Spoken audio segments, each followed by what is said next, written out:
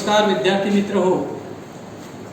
सर्वप्रथम गोविंदराव ज्युनियर कॉलेजमध्ये आपणा सर्व विद्यार्थ्यांचं मी प्राध्यापक कवटगे सहर्ष स्वागत करीत आहे.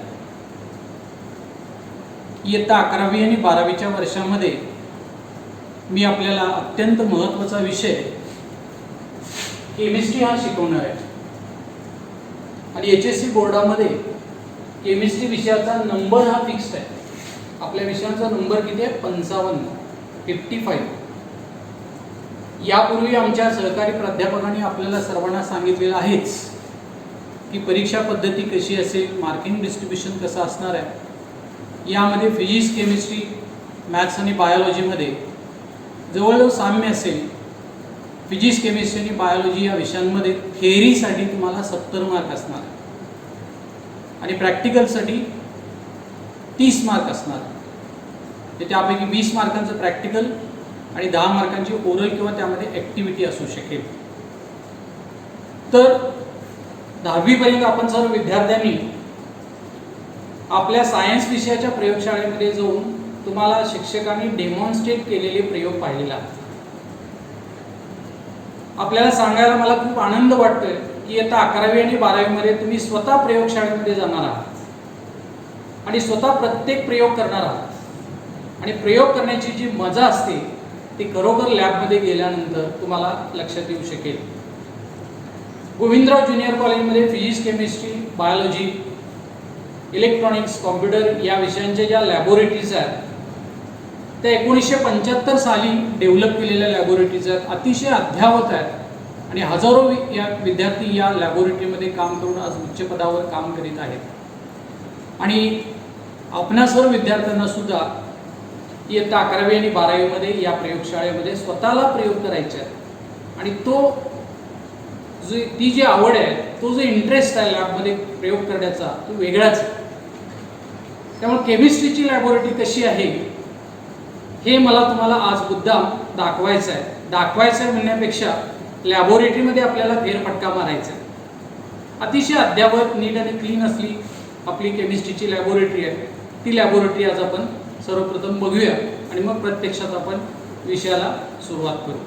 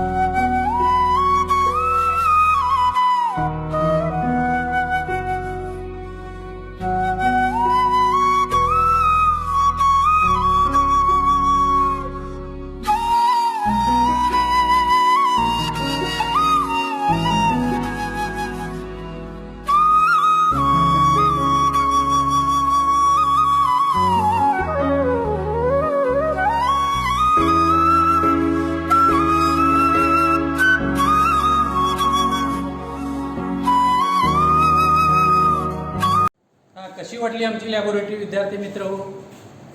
मजा येणार की नाही तुम्हाला प्रॅक्टिकल करायला या लॅबमध्ये?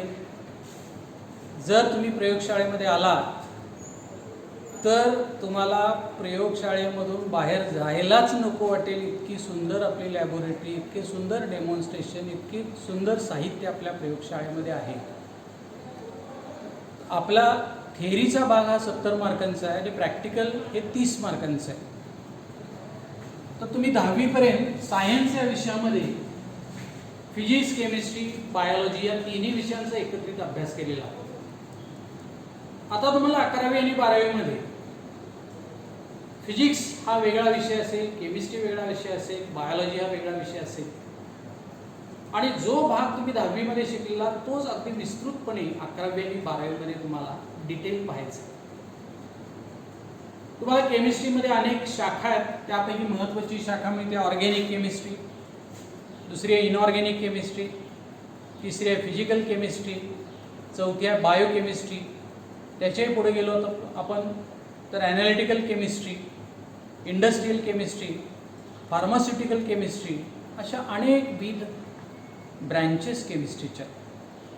यापैकी इयत्ता 11वी आणि 12वीमध्ये मी तुम्हाला प्राध्यापक कवटगे आपल्यासमोर ऑर्गॅनिक केमिस्ट्रीचा भाग डिटेल समजावून देणार आहे. आता 11वीचं टेक्स्टबुक जर तुम्ही बघितलं तर यामध्ये ऑर्गॅनिक केमिस्ट्रीचे एकूण 3 टॉपिक्स आहेत. ते कोणते टॉपिक्स आपण बघू. आपली महत्त्वाची ब्रँच ऑर्गॅनिक केमिस्ट्री. या ऑर्गॅनिक केमिस्ट्रीमध्ये 11वीमध्ये 3 टॉपिक आहेत.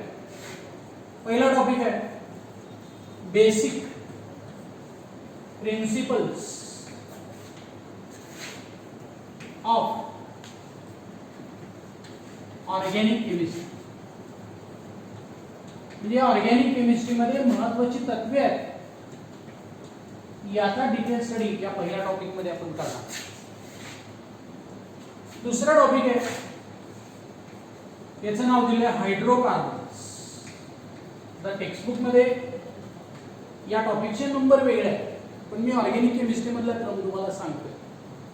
या हायड्रोकार्बन्स मध्ये 10वी पर्यंत जो भाग शिकलेला अल्केन्स, अल्किन्स आणि अल्काइन्स याचप्रमाणे बेन्झीन यांचा आपण अभ्यास करणार आहोत. आणि तिसरा महत्त्वाचा टॉपिक तो म्हणजे chemistry in everyday life. Everyday life जे दैनंदिन जीवनामध्ये केमिस्ट्रीचा नेमका कशासाठी वापर केला जातो याचा आपण डिटेल स्टडी या तिसऱ्या टॉपिक मध्ये करणार आहोत. सध्या कोविड-19 मुळे जी पॅन्डेमिक सिच्युएशन झालेली आहे यामध्ये आरोग्य विभागावर खूप मोठा ताण आलेला आहे. औषधांचा तुटवडा झालेला आहे.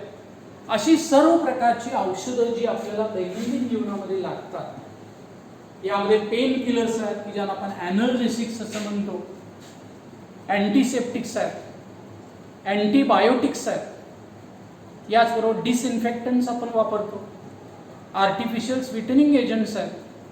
या सर्वात महत्त्वाच्या औषधांचा अभ्यास ते कसे तयार करायचे, त्यांचे साईड इफेक्ट्स कोणते, ते कोणत्या आजारांवर वापरले जातात हे या टॉपिकमध्ये केमिस्ट्री इन एव्हरीडे लाईफमध्ये आपण पाहणार आहोत.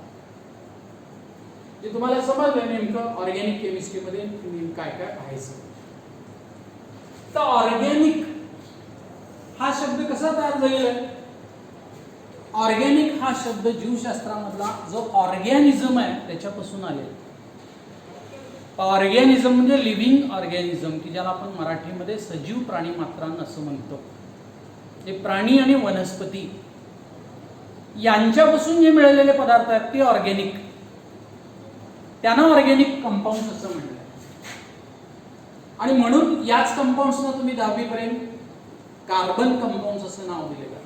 कार्बन कंपाऊंड्स म्हणजे ज्या कंपाऊंड्समध्ये कार्बन हा अत्यंत महत्त्वाचं मूलद्रव्य असतं अशा कंपाऊंड्सना ऑर्गॅनिक कंपाऊंड्स असं म्हणतात की ज्याला कार्बन कंपाऊंड्स असंही म्हटलेलं आहे. अशा ऑर्गॅनिक कंपाऊंड्सचा अभ्यास ज्या शास्त्रामध्ये केला जातो त्याला ऑर्गॅनिक केमिस्ट्री असं नाव दिलं. जे समजलं का पहा ऑर्गॅनिक केमिस्ट्री म्हणजे नेमकं काय. जे प्लांट्स आणि एनिमल्स पासून जे एलिमेंट्स मिळवलेले आहेत, जे कंपाऊंड्स मिळवलेले आहेत आणि त्यांचा एकमेकांवर कशा प्रकारे वापर केला जातो, त्यांच्यामध्ये केमिकल रिॲक्शन्स कोणकोणत्या आहेत, त्या प्राण्यांच्या मध्ये होत असतील, वनस्पतींच्या मध्ये होत असतील किंवा वेगवेगळ्या आजारांवर हे केमिकल्स कसे वापरले जातात याचा सखोल अभ्यास आपण ऑर्गॅनिक केमिस्ट्रीमध्ये करणार आहोत. तर आज आपण पहिल्या टॉपिकला सुरुवात करूया. Basic principles of organic chemistry. Basic म्हणजे पायाभूत, मूलभूत. प्रिन्सिपल्स तत्वे ऑफ ऑर्गॅनिक केमिस्ट्री म्हणजे या सेंद्रिय रसायनशास्त्रामध्ये आपण ज्या ज्या गोष्टी शिकणार आहोत त्याची पायाभूत तत्वे कोणती आहेत ही आज आपल्याला पहिल्या टॉपिकमध्ये पाहायची आहेत. तर यासाठी ऑर्गॅनिक कंपाऊंड म्हणजे कोणते याची व्याख्या तुम्हाला 10वी पर्यंत झालेली आहे, त्याची उजळणी करायची. The compounds which contain carbon as a fundamental element and along with carbon these compounds have hydrogen, oxygen, nitrogen, sulfur, phosphorus, halogen are called organic compounds.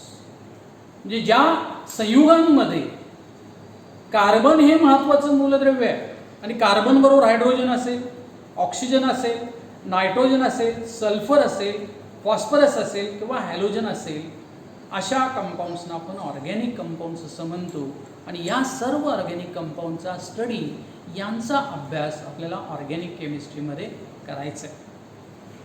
मला सांगा बरं, अशा ऑर्गॅनिक कंपाऊंडची उदाहरणं कोणकोणती आहेत की जी 10वीपर्यंत तुम्हाला झालेली आहेत. 10वीपर्यंत तुम्ही CH4 हा कंपाऊंड पाहिलेला, CH3OH हा कंपाऊंड पाहिलेला. म्हणजे यांच्यामध्ये महत्वाचं मूलद्रव्य कार्बन.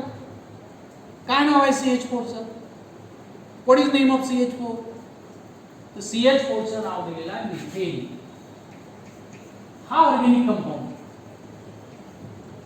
CH3OH मध्ये सुद्धा कार्बन फंडामेंटल एलिमेंट आहे. कार्बन बरोबर याच्यामध्ये हायड्रोजन आहे, ऑक्सिजन आहे. म्हणजे हाही कंपाऊंड महत्वाचा आहे. याचाही अभ्यास तुम्हाला 10वीपर्यंत झालेला आहे. या कंपाऊंडचं नाव दिलेलं आहे मिथाइल अल्कोहोल. Methyl alcohol. आता अशा ऑर्गॅनिक कंपाऊंड्स मध्ये वेगवेगळे टाइप्स आहेत. इथे 2 प्रकारचे ऑर्गॅनिक कंपाऊंड्स आपण बघितले, कार्बन आणि हायड्रोजन असणारे. So tell me, what is the name of that compound which contains only elements carbon and hydrogen? फक्त कार्बन आणि हायड्रोजन ही 2च मूलद्रव्ये त्यामध्ये असतील तर अशा प्रकारच्या ऑर्गॅनिक कंपाऊंड्सना कोणत्या प्रकारचे कंपाऊंड्स म्हणतात? These compounds are called hydrocarbons. यांना काय नाव दिलेलं आहे? हायड्रोकार्बन्स. आणि या हायड्रोकार्बनचा अभ्यास तुम्ही 10वीपर्यंत केलेला आहे. त्या हायड्रोकार्बन मध्ये पुन्हा 2 प्रकार आहेत. सॅच्युरेटेड हायड्रोकार्बन्स म्हणजे संतृप्त हायड्रोकार्बन्स, की ज्यांच्यामध्ये सर्व अणूंच्या मध्ये कार्बन आणि हायड्रोजनच्या मध्ये एकेरी सहसंयोज बंध असतो, म्हणून त्यांना सॅच्युरेटेड असं म्हटलंय. आणि सॅच्युरेटेड हायड्रोकार्बनची उदाहरणं कोणकोणती आहेत? सॅच्युरेटेड हायड्रोकार्बनचा अंतिमपट्टी अल्केन्स, की ज्यांचा जनरल फॉर्म्युला CnH2n+2 असा दिलेला, की ज्यामध्ये N म्हणजे नंबर ऑफ कार्बन ॲटम्स. म्हणजे N म्हणजे जर 1 घेतला तर पहिला हायड्रोकार्बन तयार होतो मिथेन. N जर 2 असेल तर दुसरा हायड्रोकार्बन आहे इथेन, C2H6 किंवा CH3 single bond CH3. N जर 3 असतील तर C3H8 प्रोपेन. असे सर्व सॅच्युरेटेड हायड्रोकार्बन्स आहेत. आणि जर त्या कंपाऊंड्समध्ये एकेरी सहसंयोज बंधाबरोबर दुसराही बॉन्ड त्यामध्ये असेल, म्हणजे डबल बॉन्ड एखादा असेल किंवा ट्रिपल बॉन्ड त्यांच्यामध्ये असेल, तर अशा प्रकारच्या कंपाऊंड्सना अनसॅच्युरेटेड हायड्रोकार्बन्स असं म्हणतात. आणि या अनसॅच्युरेटेड हायड्रोकार्बनची उदाहरणं आहेत अल्किन्स आणि त्याचबरोबर अल्काइन्स. Alkynes and alkynes. या अल्किन्समध्ये डबल बॉन्ड आल्यामुळे हायड्रोजन ॲटमची संख्या 2 कमी असते. त्यांचा जनरल फॉर्म्युला दिला CnH2n. म्हणजे जेवढे कार्बन ॲटम आहेत त्याच्या double number of hydrogen atoms त्या अल्किन्समध्ये आहेत. आणि जर ट्रिपल बॉन्ड असेल कार्बन कार्बनमध्ये तर अशा प्रकारच्या अनसॅच्युरेटेड हायड्रोकार्बन्सना अल्काइन्स असं म्हणतात. आणि यांचा जनरल फॉर्म्युला CnH2n-2. हा जो पहिला कंपाऊंड आहे तो सॅच्युरेटेड हायड्रोकार्बन आहे. त्या हायड्रोकार्बनमध्ये सॅच्युरेटेड आणि अनसॅच्युरेटेड असे 2 टाइप्स आहेत. सॅच्युरेटेडची उदाहरणं आहेत अल्केन्स आणि अनसॅच्युरेटेड हायड्रोकार्बनची उदाहरणं आहेत अल्किन्स आणि अल्काइन्स. आता दुसरा जो कंपाऊंड बघितला मिथाइल अल्कोहोल, याच्यामध्ये कार्बन आणि हायड्रोजन बरोबर ऑक्सिजन एक ॲटम आहे, म्हणून तो ऑर्गॅनिक कंपाऊंड. त्याला आपण हायड्रोकार्बन असं म्हणत नाही, याला आपण डेरिव्हेटिव्ह ऑफ हायड्रोकार्बन असं म्हणलं आहे.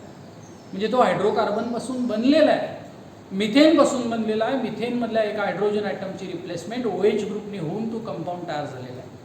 या असे सगळे ऑर्गॅनिक कंपाऊंड्स आहेत. या ऑर्गॅनिक कंपाऊंड्समध्ये जनरली सहसंयोज बंध असतो, जे कोव्हॅलेंट बॉन्ड असतो. आणि या कोव्हॅलेंट बॉन्डची डेफिनेशन तुम्हाला 10वीपर्यंत झालेली आहे, त्याची आज आपल्याला उजळणी करायची आहे. जे chemical bond which is form by sharing a pair of electrons between 2 atoms is called covalent bond. Generally organic compounds have covalent bond, therefore these compounds are also called covalent compounds. त्यामध्ये single bond असेल, double bond असेल, multiple bond, triple bond असू शकेल, असे covalent bonds पाहायचे आहेत. Single bond असेल तर त्याला सिग्मा बॉन्ड म्हणतात. डबल बॉन्ड असेल तर एक सिग्मा बॉन्ड दुसरा पाय बॉन्ड असतो. ट्रिपल बॉन्ड असेल तर एक सिग्मा बॉन्ड आणि 2 पाय बॉन्ड असतात। आता हे सिग्मा बॉन्ड कोणते, पाय बॉन्ड कोणते, कसे तयार होतात, त्यांच्या व्याख्या कोणत्या, या सगळ्या आपल्याला पुढच्या लेक्चरमध्ये इन डिटेल पाहायच्या। आज पहिल्याच दिवशी आपण या ठिकाणी या ऑर्गॅनिक केमिस्ट्रीची इंट्रोडक्शन एवढी समजून घेऊन थांबूया। अतिशय इंटरेस्टेड असा टॉपिक म्हणजेच basic principles of organic chemistry आज आपण सुरू केला आहे। आपण टेक्स्टबुक परचेस केले असेल, त्याचं इंट्रोडक्शन वाचायचं आहे आणि त्याबद्दल काही शंका असतील तर आम्हाला फोनवरून किंवा व्हॉट्सॲपवरून आपण विचारायच्या आहेत। धन्यवाद विद्यार्थी मित्र।